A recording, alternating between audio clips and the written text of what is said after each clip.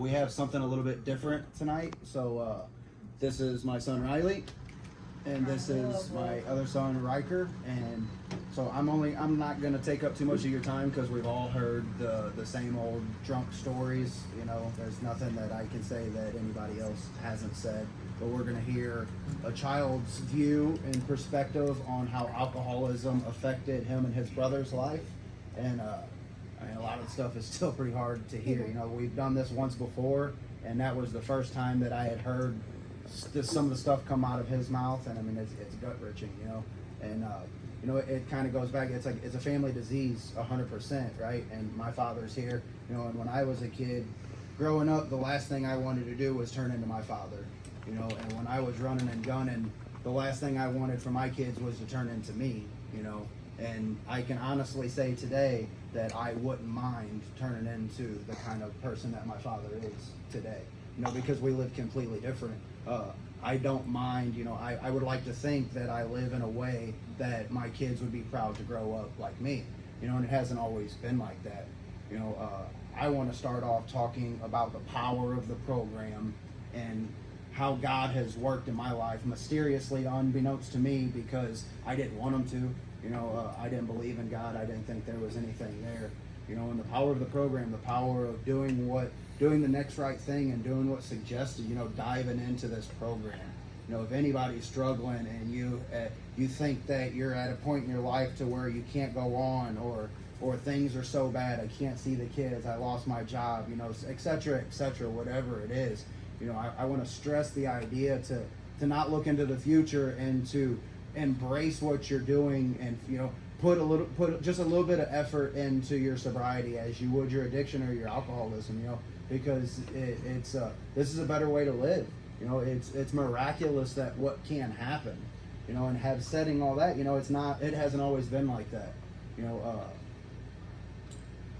I can remember not so long ago, you know, where my dad and stepmother were trying to get me sober, and the harder that they would try to get me sober, the further I would go out. You know, they would tell me to go left and I would go right. You know, I'm an alcoholic and addict. Like, if you tell me to go left, I'm gonna do a donut and go right every time just because you told me what to do. You know, defiance and fighting every aspect of my life, no matter what it is. You know, I don't want people to tell me what to do. You know, and I don't remember what, you know, and I don't want to go into my drunk-a-log. I don't want to talk, you know, I want to say, just hit a couple key points just to claim my seat, but I want to shut up and let Riley talk. But I want everyone to know that, like I said, the power of the program. You know, I had running and gunning, you know, collected 9 felonies and 13 misdemeanors inside of 6-7 months, totaled out 5 cars. You know, I mean, the bottom of the bottom. After I wrecked the last one, I can remember, and you know, this was after, so selfish and self-centered.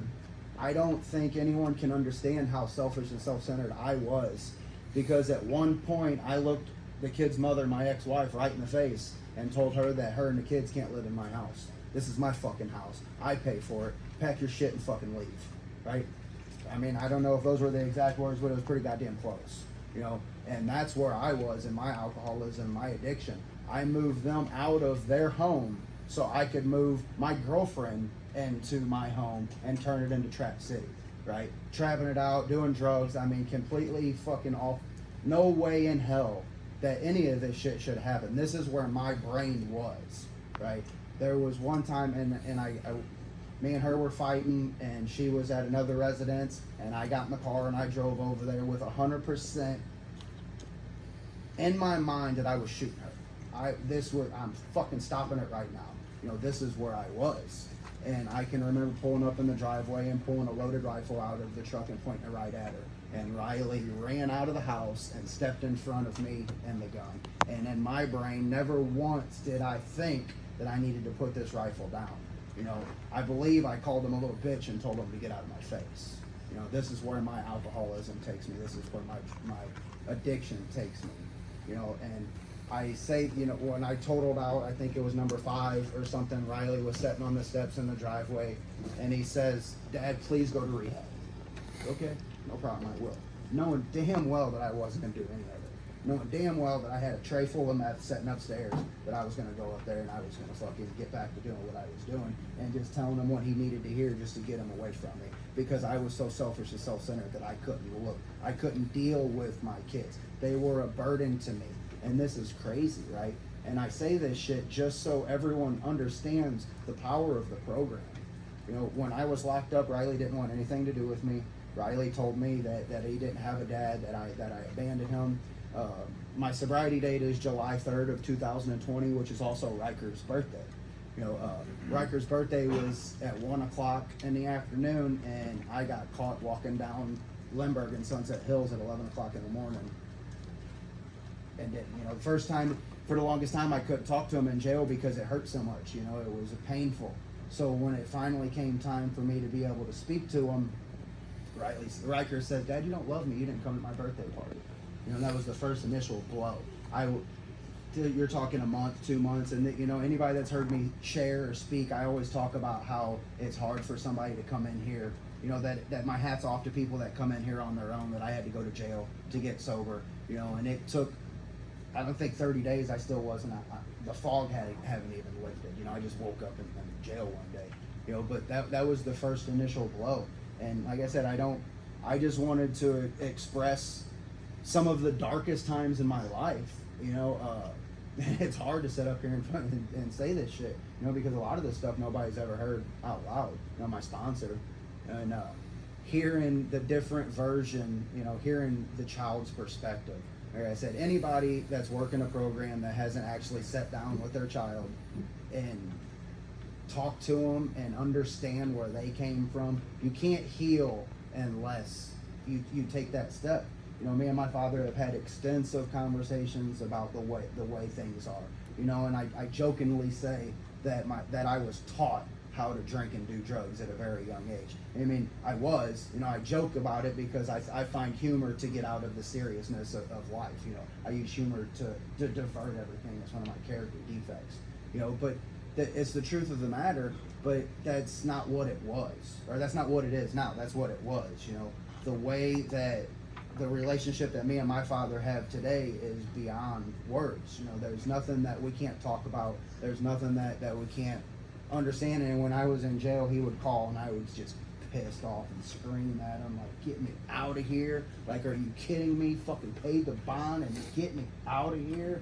And when he wouldn't, I would scream at him. I'd say, "You're never seeing your kids again." You know, I'm spun out and then like the world's, you know, up until this point, I was a spoiled brat and always got everything handed to me. And you know, I mean, I worked, but it was the fact that like, don't tell me no. Do you not know who I am? I'm Davey Samples. You tell me. You know, and it wasn't until later. So I would call and I just want him to be pissed off. Like, "Look, man, when I call you, I need you to be angry. I need you to be pissed off when I call from now on." And he wouldn't do it. Every time I would call, he would speak this stupid AA stuff, you know, like, "Dave, this too shall pass." Like one day, I was shut up, like just be mad at me. And he wouldn't. He was doing for me what I did, you know, God doing for what we couldn't do for ourselves. You know, he was being positive and speaking program to me, even though I didn't want him to. He knew what I needed. You know, and Riley jokes now, like when I'll call him, he'll say, "Is this some of that stupid AA stuff? Don't give me that AA stuff," you know. And so I have to tell him, like, "Look, this isn't that AA crap. You know, this is life crap." You know, unfortunately, when my father was in the midst of his addiction and alcoholism, you know, he wasn't there to give me the advice that I probably wouldn't have listened to anyway, but it just didn't happen. So I try to take advantage of it and give advice when I can, you know, and I try not to give the advice that's not asked for. You know, I don't want to shove nothing down his throat, don't want to shove nothing down. They need to learn from their mistakes, but, you know, it's nice to have that positive voice just to hear, you know. And it's, like I said, it's amazing the life that I have today, you know. Happy birthday, Scott. Love you, brother. Happy birthday. That's awesome. Welcome to the visitors. Thank you for coming. You know, thank you to my entourage, my mom, my sister, the ex-wife, you know, everybody is here. to support us, and that's the power of the program. I didn't have friends in addiction. I thought I had friends, and nobody was there for me. Like I said, if you're struggling, don't leave till the miracle happens, and work the program. Put 100%, put 70% into your program that you put into your addiction, and your life's going to change miraculously, and it's going to do it before you even know it. Somebody eventually is going to come to you and be like, oh man, what's changed? And that's the power of the program. And I'm going to shut up and let Riley speak. Thank you. Thanks, Davey.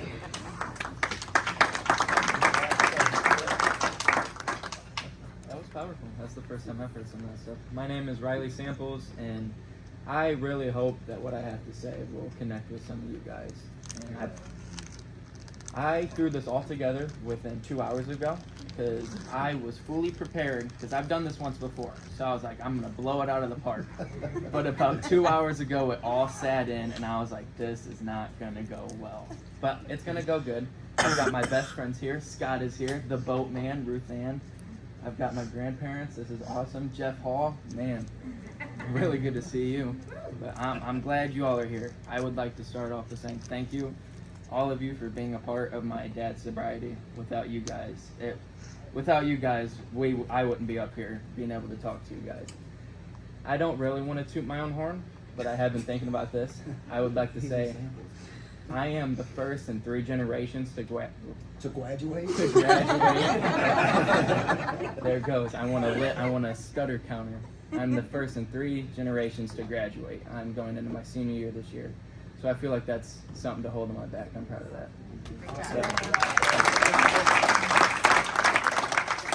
So I'm just gonna go off what he said. I'm gonna give my side of everything that I saw, and it was a lot. But I've always known that alcohol was a thing. It was always in my life, even since I was 3 years old. My drunk paw is what I used to call him. Would come over and sleep on my race car bed. And I remember one morning he was sleeping on my race car bed with his long hair, and I had to sneak in my room and get a book for me and my mom to read, and I didn't want to wake up drunk Paul. So that's something that I remember that I think is pretty funny. But it's always been a thing, and I've always known about it. But it really never hit until about 2018, 2019 is when it all kind of started coming together. And around 2018, I think it was, Dad had a stroke at work and got a month off of work. And I looked at it as a great thing. My dad's going to be off work for a month. I get to hang out with him. But that blew up in my face real quick now that I look at it. It was countless nights of me staying up 2, 3 o'clock in the morning waiting for him to come home just so I could see him. And when he came home, he'd go straight to bed. So that really didn't work out for me none. But there was this one day I woke up for school and he didn't come home. And I panicked. I freaked out. I tried to convince my mom not to let me go to school, and it didn't work. So I ended up going to school that day, and I came home and Dad still wasn't home, and that repeated for 3 days. And finally, I was able to call my mom during school, and she told me that he was home. And I was so excited to see him. And I ran the subdivision, ran to the front door, and the man I saw was not my dad. I was like a black hole. I had no idea who I was looking at. He stunk, smelled like he didn't shower for a week. It was scary, but I didn't know yet. And then when me and my mom sat down and talked about it, I was still young. I was, 12, 13. I didn't understand it. I was confused. I knew drugs from GTA. My GTA character was a huge pothead. So that's all that I knew. But once it was explained to me, it really, I wouldn't say it made sense, but I looked into it, I researched it, and all the symptoms added up. So all these things that I was seeing online was making sense. And he was home for about a week, but it was never just him home. He always had his friends, and I didn't like his friends. I hated his friends.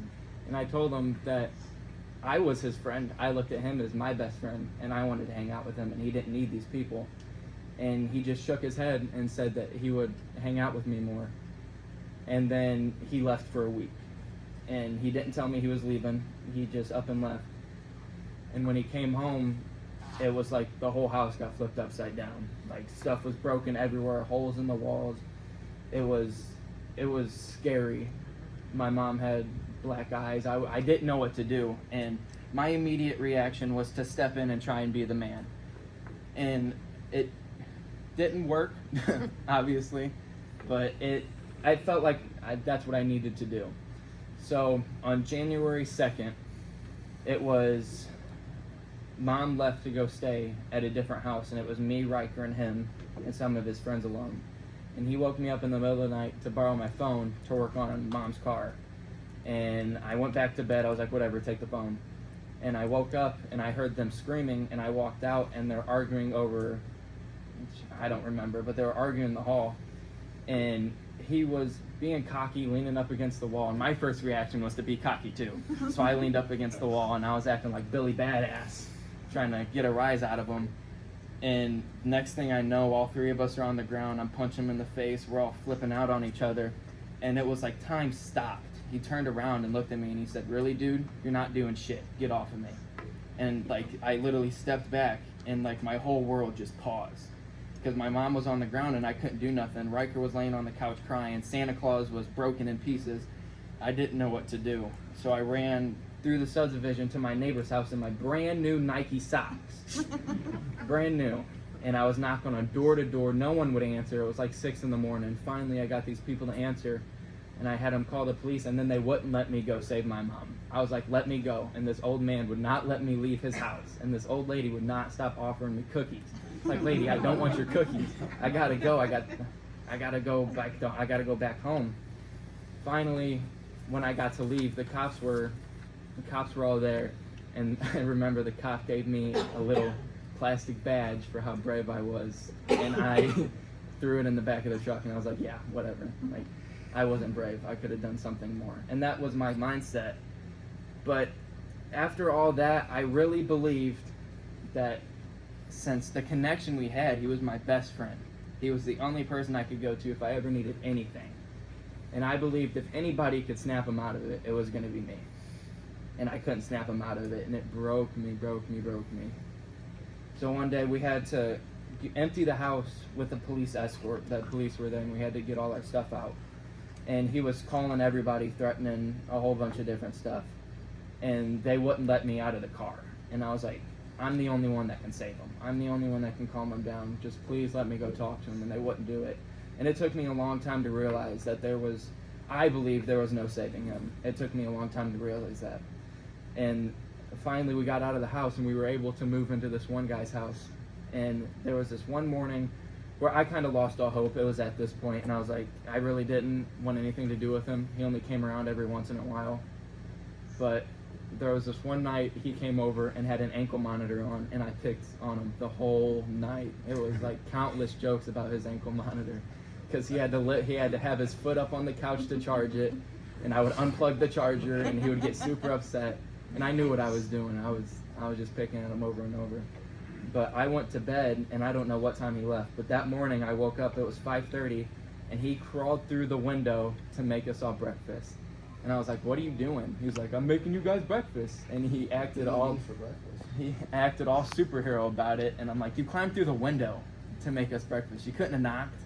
And it was pretty funny at the time. But that day we went with my Nina and Janet to their Lake Hannah property, and I had this gut-wrenching feeling that something was wrong. I needed to be with my mom.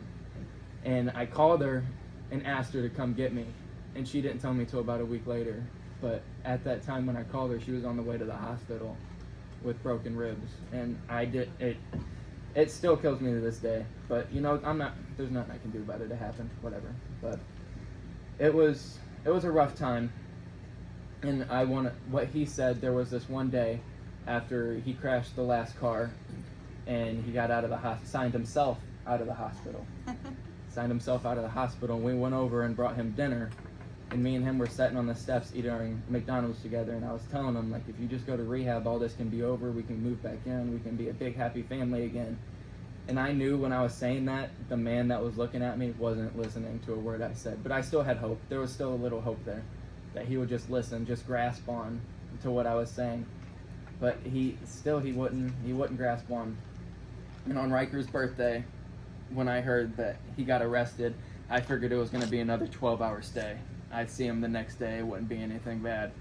And then a week went, and a week went, and a week went, and I didn't have any phone calls. So I was like, all right, man, screw you. Like, that's when I lost all hope. I didn't want nothing to do with him. I was determined to, if he ever got out of jail, I was never going to have anything to do with him again. Like, in my mind, he didn't exist. All the memories we had, all the memories I cherish now were nothing to me. I lost them all.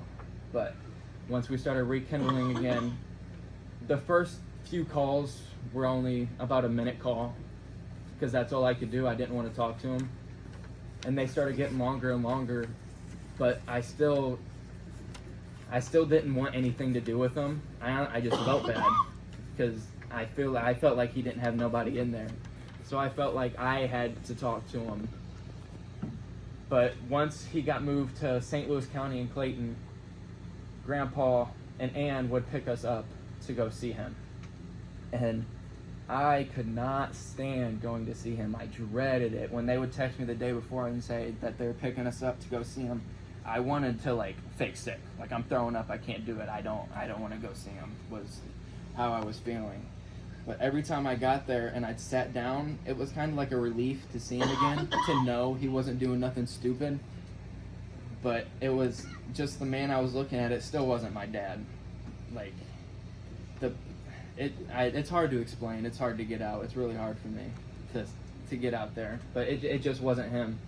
And at the beginning, when he first got arrested, I passed over this.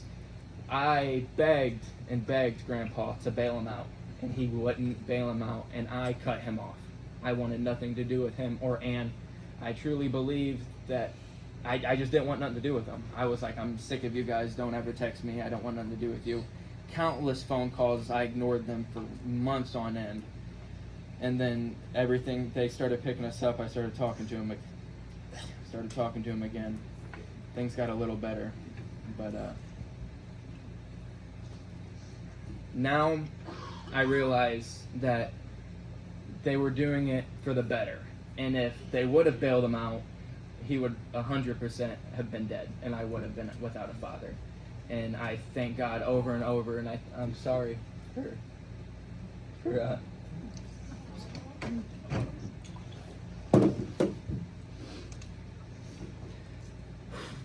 I'm sorry, guys. It's okay. It's okay, man. Things got better, but yeah, I started talking to him again. And there was this one morning we were all supposed to go shopping. It was about Christmas time, and we were going to go shopping for Christmas presents. And he called Mom and said, "Come get me. I'm released." And it was an accident. They released you on accident.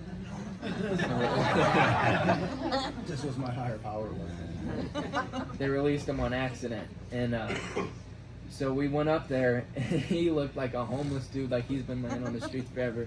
Hair down to his shoulders, shorts way too short. Had to gain at least 100 pounds in jail.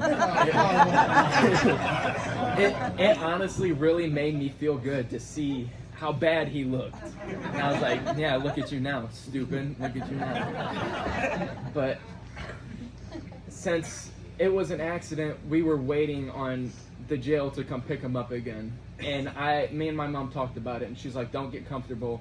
We don't know for sure if he'll be here. And I got that mindset through my head. And I was not opening my walls to him. I wouldn't. He was like a friend then, just a colleague, if you will. I still didn't want nothing to do with him. It felt good to see him, but I still wasn't sure who I was seeing. So there was countless nights staying in motel rooms with him. And there was this one time we were going through Goodwill to buy him new pants, and I would keep taking these pictures with him, and I thought, if I take these pictures, if he goes back, I have something to remember. And he's like, why are you taking so many pictures of me? And I couldn't get it out to tell him why I wanted to take them. And it was it was slowly getting better. I still had my walls. I didn't want to talk to nobody. But yeah, no one could. I wouldn't even talk to my mom about it. I wouldn't talk to Janet. I wouldn't talk to anybody. My closest people couldn't get to me, and I could tell I was hurting them. But in my eyes, my selfishness, I was protecting myself, and I thought that was okay. As long as I'm happy, as long as I'm not hurting, the world's going to be okay. And I know now that it was not okay with that, and it was hurting them, and I'm sorry. I wish I would have opened up. But things, like I've said a million times, it keeps coming out, things have gotten better.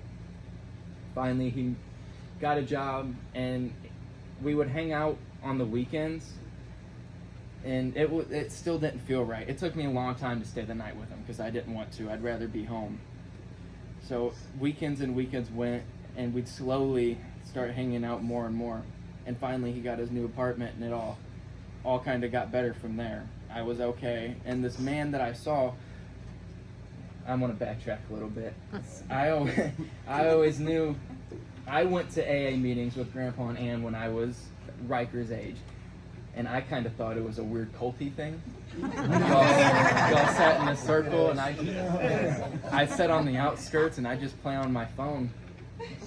But finally, when Dad brought me to these meetings, and I'd be able to sit in and just see everything and hear everybody's story, it was really eye-opening that I was listening to it, and I was more mature, and I could grasp it. It all started to make sense now, and I could see the improvement he was making, but I still refused to believe it. Because the man that I trusted, I could never rely on. So I still didn't believe that all things would work out. But meeting after meeting, the things that really clicked for me were, I'm going to use this as an example. At Ryker's last tournament, he locked his keys in his truck.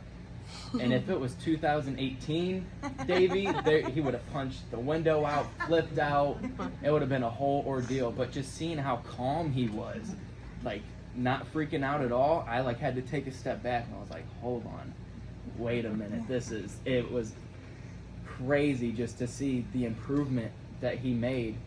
And without you guys, none of that would be possible. So I would just like to say, thank you again to all you guys. And it sounds like I'm wrapping it up. I'm not. I'm looking at my notes. I got to get back on track. What's his last name? We saw Kenny speak. What's his last name? Hall.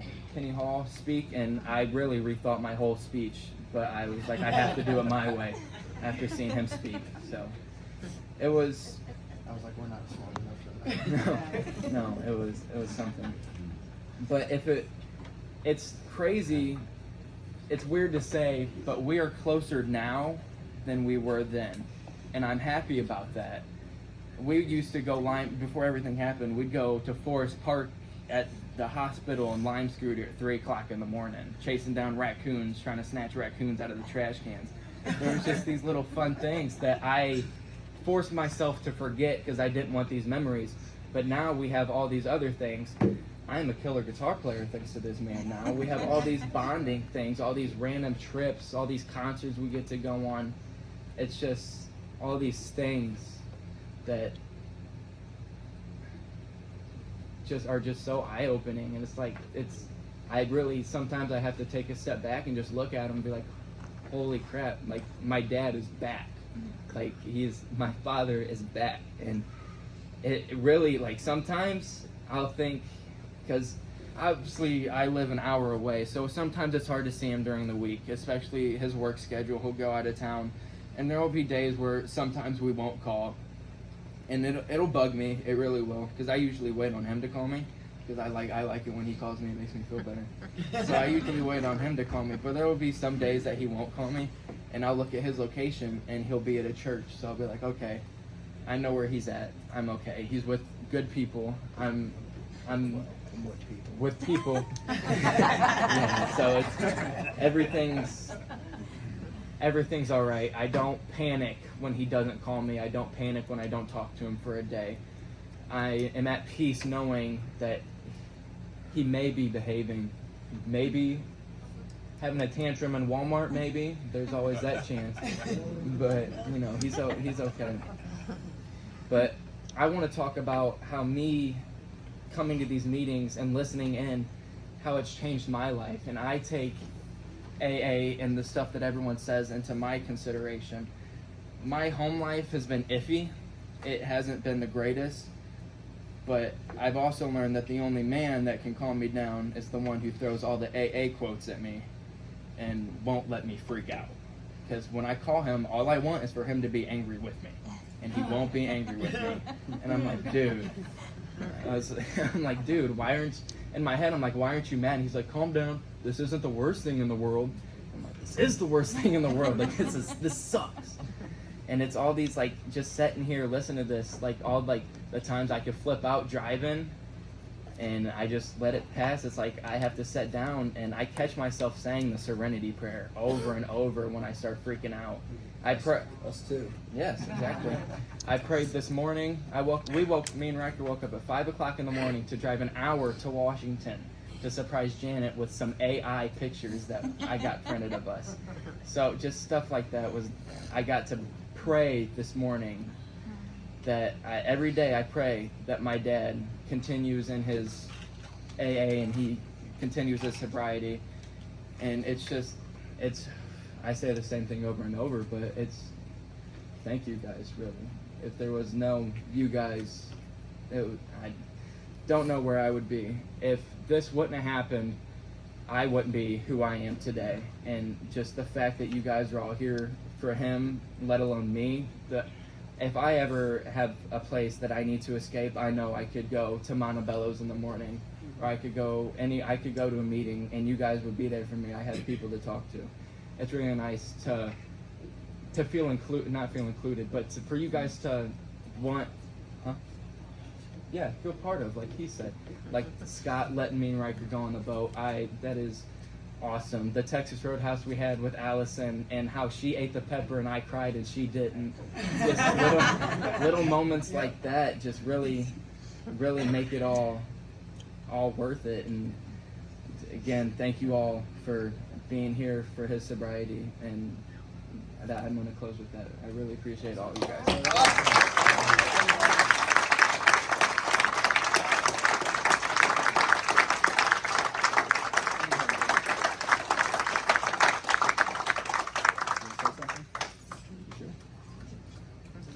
Wow. Holy smokes. See the power of the program. So I would definitely like to add that later on, after I got into the program and I ended up running into Jeff Hall, which is my father's sponsor. First off, I found out that he lost $20 that I stayed sober because he bet against me. And I found out that my dad went to the bank and got the money to bond me out and was on his way to St. Louis County to post a bail. And he called Jeff, his sponsor. Imagine that, someone calling their sponsor and asking advice on something, That's crazy, right? And Jeff said, okay, you want to bond him out? That's fine, but let's go ahead and go to Kuda's funeral home and make the arrangements. And Davey was like, well, he's like, yeah, if you bond him out, if you bail him out, he's going to die, like guaranteed. And I know 100% that that's exactly what happened. God saw fit for me to get arrested, and he saw fit for me to stay there long enough to where I kind of opened my eyes enough to be willing to something else. And that's just the power of the program. Things that can't get you sober are kids, jobs, bosses, wives, mothers, fathers. Those things won't get you sober. Another alcoholic will help you get sober and will help you work the steps. Like Riley said, the life that we have today is amazing. And it's funny to hear him talk about the car window, like the truck, because he's so right. I would have busted that window out in a heartbeat, and then I would have went around and busted the other ones out because I was stupid enough to lock my keys in the car in the first place. So I'd have made damn sure that there was no windows there when I got done, And now, fortunately, before I locked my keys in the truck, I opened my toolbox. So I unlocked the toolbox and I stuck the keys in there, started it, locked the door, and shut it. Like, crap. So I got some tie wire, some number 9 wire out of it, and I braided three, and I broke into the truck, and I'm getting fast at it. You are getting fast. Scary fast. I bet you've been But to jail. we're gonna go ahead and open the meeting up. I said this out loud before, but I was 4 when it started happening, so I didn't have much memories with him. But one memory that I had, we were at Eagle, his old work, and we were riding golf carts. Oh my god. And we crashed it, and that's like the only memory that I have. But now when I think of Dad, I think of his.